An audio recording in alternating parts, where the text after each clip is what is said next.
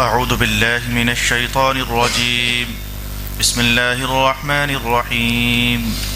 وَلَقَدْ آتَيْنَا مُوسَى الْكِتَابَ وَقَفَّيْنَا مِنْ بَعْدِهِ بِالرُّسُلِ وَآتَيْنَا عِيسَى ابْنَ مَرْيَمَ الْبَيِّنَاتِ وَأَيَّدْنَاهُ بِرُوحِ الْقُدُسِ أَفَكُلَّمَا جَاءَكُمْ رَسُولٌ بِمَا لَا تَهْوَى أَنفُسُكُمُ اسْتَكْبَرْتُمْ فَفَرِيقًا كَذَّبْتُمْ وَفَرِيقًا تَقْتُلُونَ۔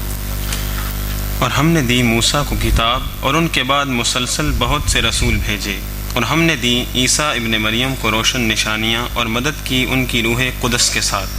کیا ایسے نہیں کہ جب کبھی بھی تمہارے پاس کوئی رسول آیا کسی ایسی چیز کے ساتھ جو تمہارے نفسوں کو پسند نہ آئی تو تم بڑھائی مارنے لگ گئے؟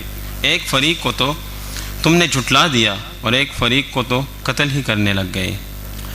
وَقَالُوا قُلُوبُنَا غُلْفٌ بَلْ لَعَنَهُمُ اللَّهُ بِكُفْرِهِمْ فَقَلِيلًا مَا يُؤْمِنُونَ۔ کہنے لگے ہمارے دل تو غلاف میں لپٹے ہیں، نہیں بلکہ ان کے کفر کی وجہ سے اللہ نے ان پر لعنت کا پردہ ڈال دیا ہے، تو کم ہی اب ایمان لائیں گے۔ وَلَمَّا جَاءَهُمْ كِتَابٌ مِّنْ عِندِ اللَّهِ مُصَدِّقٌ لِّمَا مَعَهُمْ وَكَانُوا مِن قَبْلُ يَسْتَفْتِحُونَ عَلَى الَّذِينَ كَفَرُوا فَلَمَّا جَاءَهُم مَّا عَرَفُوا كَفَرُوا بِهِ فَلَعْنَةُ اللَّهِ عَلَى الْكَافِرِينَ۔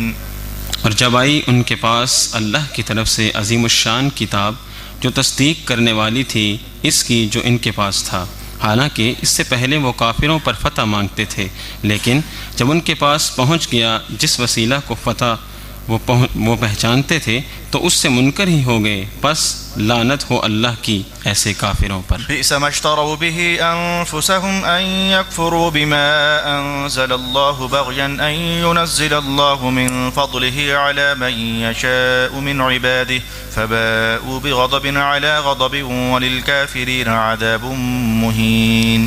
بہت ہی برا ہے جس کے بدلے انہوں نے اپنی جانوں کا سودا کیا ہے، یہ کہ وہ کفر کرتے ہیں بغاوت کی راہ چلتے ہوئے اس عظیم چیز کا جسے اللہ نے نازل کیا، کہ اللہ اپنے بندوں میں سے جس پر چاہتا ہے اپنے فضل سے وہی نازل کرتا ہے، سو ایسے لوگ غضب پر غضب کے ساتھ لوٹے اور کافروں کے لیے بڑا ذلیل کر دینے والا عذاب ہے۔ وَإِذَا قِيلَ لَهُمْ آمِنُوا بِمَا أَنزَلَ اللَّهُ قَالُوا نُؤْمِنُ بِمَا أُنزِلَ عَلَيْنَا وَيَكْفُرُونَ بِمَا وَرَاءَهُ وَهُوَ الْحَقُّ مُصَدِّقًا لِمَا مَعَهُمْ قُلْ فَلِمَ تَقْتُلُونَ أَنبِيَاءَ اللَّهِ مِن قَبْلُ إِن كُنتُم مُّؤْمِنِينَ۔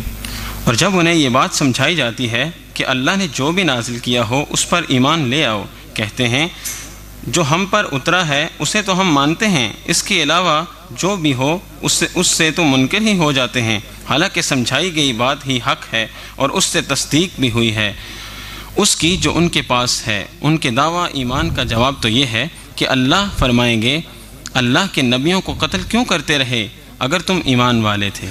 وَلَقَدْ جَاءَكُم مُّوسَىٰ بِالْبَيِّنَاتِ ثُمَّ اتَّخَذْتُمُ الْعِجْلَ مِن بَعْدِهِ وَأَنتُمْ ظَالِمُونَ۔ اور بے شک تمہارے پاس تشریف لائے موسیٰ بڑی واضح دلیلوں کے ساتھ، پھر بھی اس کے بعد تم نے ایک بچھڑے کو معبود بنا لیا اور تم ظلم کرنے والے تھے۔ وَإِذْ أَخَذْنَا مِيثَاقَكُمْ وَرَفَعْنَا فَوْقَكُمُ الطُّورَ خُذُوا مَا آتَيْنَاكُمْ بِقُوَّةٍ وَاسْمَعُوا قَالُوا سَمِعْنَا وَعَصَيْنَا وَأُشْرِبُوا فِي قُلُوبِهِمُ الْعِجْلَ بِكُفْرِهِمْ قُلْ بِئْسَ مَا يَأْمُرُكُمْ بِهِ إِيمَانُكُمْ إِن كُنتُم مُّؤْمِنِينَ۔ اور جب ہم نے لیا تم سے پختہ وعدہ اس حال میں کہ ہم نے بلند کیا ہوا تھا تم پر طور کو، کہا مضبوط تھام لو جو ہم نے دیا تم کو اور سنو، کہنے لگے ہم نے سن لیا ہے اور ہم نہیں مانتے اس کو، اور یہ بھی یاد کرو کہ ان کے کفر کی وجہ ان کے دلوں میں بچھڑا کس طرح جذب ہو چکا تھا۔ محبوب فرماؤ کتنا برا ہے جس کا حکم دیتا ہے تمہیں تمہارا ایمان اگر تم ایسے ہی مومن ہو۔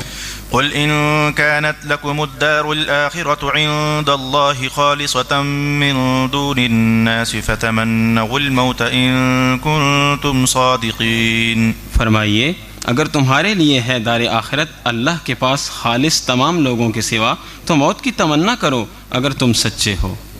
وَلَن يَتَمَنَّوْهُ أَبَدًا بِمَا قَدَّمَتْ أَيْدِيهِمْ وَاللَّهُ عَلِيمٌ بِالظَّالِمِينَ۔ اور وہ اس کی تمنا ہرگز نہیں کریں گے کبھی بھی، اس کا سبب وہی ہے جو ان کے ہاتھوں نے آگے بھیجا، اور اللہ خوب جاننے والا ہے اندھیر مچانے والوں کو۔ ومن الذين أشركوا يود أحدهم لو يعمر 1000 سنة وما هو بمزحزحه من العذاب أن يعمر والله بصير بما يعملون۔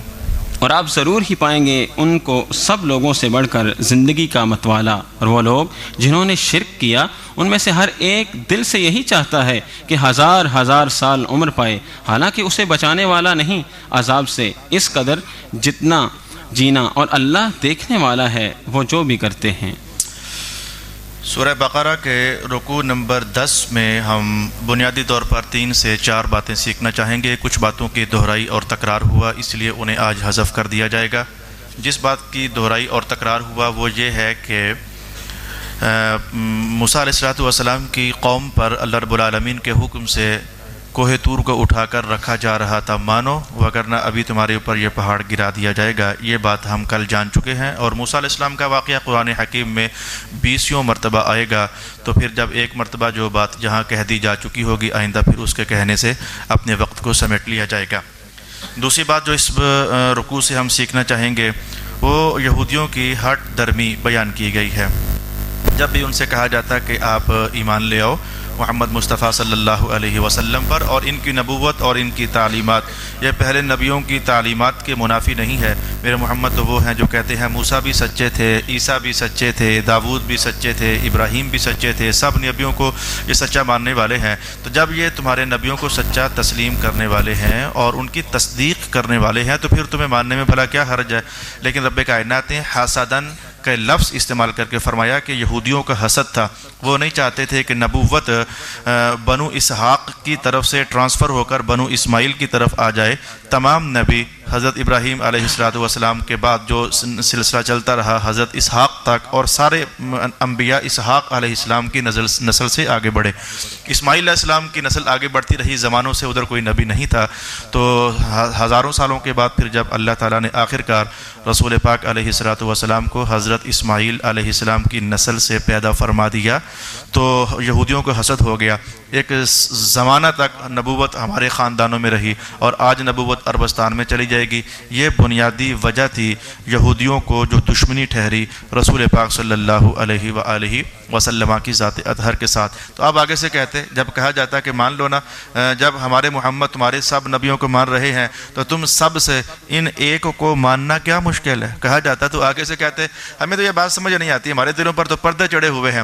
اصل معاملہ اندر سے حسد کا تھا اور بغاوت کا تھا اور اناد کا تھا، ہمارے تو دلوں پر پردے چڑھے ہوئے ہیں۔ ایک تو رب کائنات نے یہودیوں کی اس عادت کو یہاں بیان کیا، اور دوسری بات یہ ہے کہ ان یہودیوں کا اندر کھاتے حال یہ تھا، یہ بات ہم سب مسلمان توجہ کے ساتھ سنیں گے۔ بہت ساری باتیں ہیں جو ہم نے توجہ کے ساتھ سیکھنی اور سننی ہے۔ ان یہودیوں کا حال یہ تھا، جب بھی ان پر کوئی مشکل آتی، جب بھی دشمنوں کے ساتھ لڑائی پیش آتی تو یہ اللہ کے سامنے جب دعا کیا کرتے تھے کہ اے اللہ ہمیں کامیابی ہو جائے، تو پتہ کیا کہا کرتے تھے؟ اے اللہ وہ جو تیرا آخری نبی محمد نام کا آنے والا ہے اس کے وسیلے سے ہماری دعا قبول فرما۔ یہ رب کائنات نے قرآن حکیم کا بیان ہے جو میں نے آپ کے لیے پڑھ کر سنایا۔ تو بما فتح اللہ کے الفاظ آپ کے سامنے ہیں، یستفتحون علی الذین کفروا، یہ فتح طلب کیا کرتے تھے کافروں کے خلاف رسول اللہ کا نام لے کر، وسیلہ ڈال کر کہ اے اللہ ان کی وجہ سے ہماری مشکل بھی آسان کر اور ہمیں کامیابی بھی عطا فرما، اور اللہ تعالی ہمیشہ انہیں فتح عطا فرماتا رہا۔ یہاں سے میں کوئی اور عنوان تو نہیں چھیڑنا چاہوں گا، صرف اتنا کہنا چاہوں گا میرے دوست، اتنا کہنا چاہوں گا، یہودی ابھی تک رسول اللہ علیہ السلام کو نبی تسلیم نہیں کیا، وہ بھی رسول اللہ کا نام درمیان میں ڈال کر، وسیلہ ڈال کر اللہ سے دعا کریں اللہ ان یہودیوں کی جھولی بھی بھر دے۔ تو مجھے بتاؤ، جو عقیدت مندیوں کے جذبوں سے سرشار ہو کر کے رات کے کسی تنہائی اور سناٹے گوشے میں بیٹھ کر کہتا ہوگا اے اللہ بیگانے بھی تیرے محمد کا نام بولے تو مان لیا کرتا تھا، ہماری بھی مان لے، میں کہوں گا کہ اللہ تعالیٰ بڑی بڑی مشکلیں اور آسان فرما دیتا ہے۔ صرف اتنا ذہن میں رہنا چاہیے کہ اللہ کی اپنی حکمتیں ہیں، اللہ رب العالمین کی اپنی حکمتیں ہیں، کبھی وہ ہماری مانگی ہوئی دعا کو لیٹ بھی کر دیتا ہے۔ عن قریب آج ایک سبق آ رہا ہے، اس کا اشارہ میں ابھی بولتے بولتے کہنے لگا ہوں۔ رب کائنات نے کہا بہت مرتبہ ایسا ہوتا ہے تمہیں ایک شے اچھی لگ رہی ہوتی ہے، چاہتے ہو کہ مل جائے، ہمیں پتہ ہوتا ہے اس میں تمہارا نقصان ہے، ہم پھر نہیں دیتے، ہم تمہارا فائدہ کی خاطر نہیں دیتے۔ بہت مرتبہ تم سمجھ رہے ہوتے ہو کہ یہ جو کچھ ہو رہا ہے یہ ٹھیک نہیں ہے، تمہیں ناپسند ہوتا ہے، ہم جان رہے ہوتے ہیں کہ اس میں تمہارے لیے خیر ہے، ہم تمہیں وہ دے دیتے ہیں، تم نہ بھی چاہو تو ہم تمہیں دے دیتے ہیں۔ آن قریب یہ اللہ تعالیٰ کی شان ہمارے سامنے آ رہی ہے قرآن پاک کے بیان میں۔ تو یہ وجہ ہے کہ وسیلہ دینے سے دعائیں قبول ہوتی ہیں، لیکن کبھی اللہ تعالیٰ کسی حکمت کے پیش نظر مؤخر بھی کر دیتا ہے، اللہ تعالیٰ ہے۔ تیسری بات میں کہنا چاہوں گا کہ یہودی قوم مرنے سے بہت ڈرتی ہے۔ مسلمانوں کو جن کے دل میں ایمان کی روشنیاں جگمگا رہی ہیں انہیں مرنے سے کوئی ڈر نہیں لگتا۔ ہمارے حضور نے ہمیں سمجھایا کہ موت مومن کے لیے تحفہ ہے۔ میرے حضور یہ جان نکل گئی آپ فرماتے ہیں تحفہ ہے، یہ حدیث کے الفاظ ہیں۔ بھائی بات یہ ہے مرو گے تو اگلی ساری نعمتیں کھلے گی نا، مرو گے تو قبر میں میرا دیدار ہوگا نا، مرو گے تو اللہ تعالیٰ جنت نصیب کرے گا نا۔ تو موت تو مومن کے لیے رسول اللہ علیہ السلام نے تحفہ قرار دی، لیکن یہودیوں کو بڑا ڈر لگتا ہے مرنے سے۔ رب کائنات نے کہا اگر کسی یہودی سے پوچھو نا کہ بھائی جینا چاہتا ہے کہ مرنا، وہ کہتا ہے 1000 سال جینا چاہتا ہوں۔ یہ الفاظ میں نے آپ کے سامنے پڑھے، وہ ہزار سال جینا چاہتے ہیں کہ ہم کہیں مرے نہ، حالانکہ آخر کار تو انہیں پھر مر ہی جانا ہے۔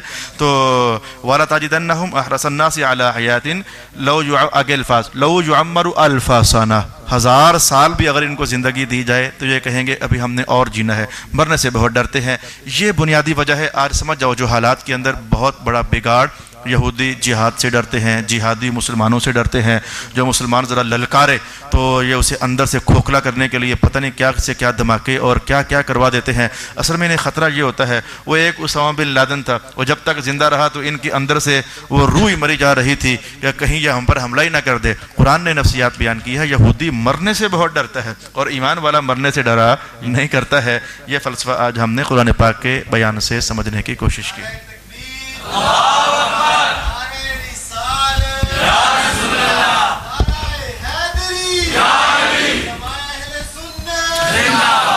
اللہ اکبر، بسم اللہ الرحمن الرحیم۔ میں نے کل بھی آپ سے عرض کیا تھا اگر کوئی کاغذ پین سے رکھنا چاہے نا ساتھ، ہر بندے کا علم کا اپنا ذوق ہوتا ہے، نہ جانے کس کو کوئی بات کلک کر جائے، وہ اپنا اشارہ ساتھ محفوظ کرتا رہے، کوئی حرج والی بات نہیں ہے۔ رب کائنات نے پہلی وحی کے اندر کہا یہ تھا کہ اقرأ بسم ربک الذی خلق، خلق الانسان من علق، اقرأ وربک الاکرم الذی علم بالقلم، علامہ بالقلم۔ تو پہلی وحی کے اندر قلم کی بات ہے، لہذا یہ بڑی کارآمد چیز ہے، خاص کر کے پڑھے لکھے نوجوان۔ اپنے قرآن پاک ہر ایک کے مقصد کا ہے، لیکن ہر بندے کو کوئی بات اپیل کر رہی ہوتی ہے، وہ احاطہ تحریر میں لے آئے، پھر بعد میں اس کو الگ بیٹھ کر اسٹڈی کرنے سے اللہ تعالیٰ ایک نیا ذوق اسے عطا فرمائے گا۔ آپ اس کو انشاءاللہ العزیز آزما کر دیکھیں۔